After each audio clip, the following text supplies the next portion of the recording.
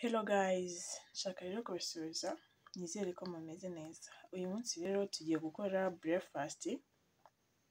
Ngiye kubereka nyine ukuntu wakora breakfast ku buryo bworoshye kandi bwihuse. Iminota 2 gusa ukaba urangije and then ugakomeza gahunda zawe.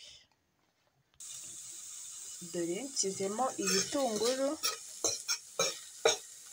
Bwa mbere nabanje gushyiramo amavuta. None ibi ngibi ni ibitunguru nshyizemo. Tugiye gutegereza gatoya, then nibimara gushya ndabereka icyo turi bukurikizeho. Reka dutegereze amasegonda make cyane. Urabona ko ibitunguru byacu byahiye, urabona ko byamajije guhindura ibara. Bisobanura rero ko byahiye.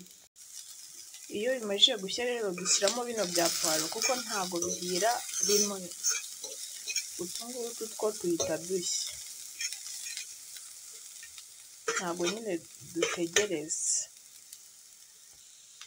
dutegereza nk'amasegonda nk'5, hanyuma tugashyiramo inyanya.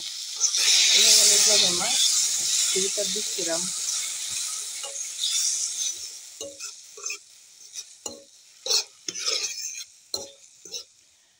Nazo dutegereza amasegonda make cyane ziba zihiye. Urabona ko inyanya zacu zamajije guhindura ibara.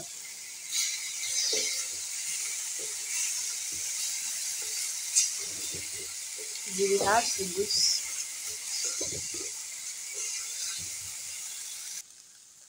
Urabona ko inyanya zacu zamajije gushya. Tugiye gukurikizaho, tugiye gushiramo amagi.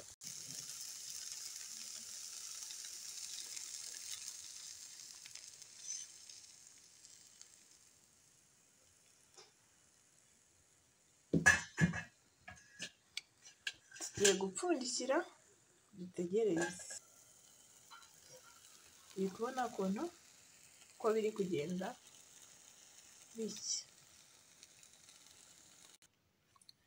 Finally nyine urabona ko breakfast yacu yabaye. Urabona se wowe bitoroshye? Biroroshye kandi ntago bitinda. Iminota 2 yonyine uba urangije gukora breakfast yawe, nawe ukajya muri gahunda zawe. So thank you. Mwakoze nyine gukurikirana iyi video. Nabasabaga gukora subscribe, like ndetse unasangize inshuti zawe. Niba hari icyo wumva nagukorera kindi wanyandikira muri comment.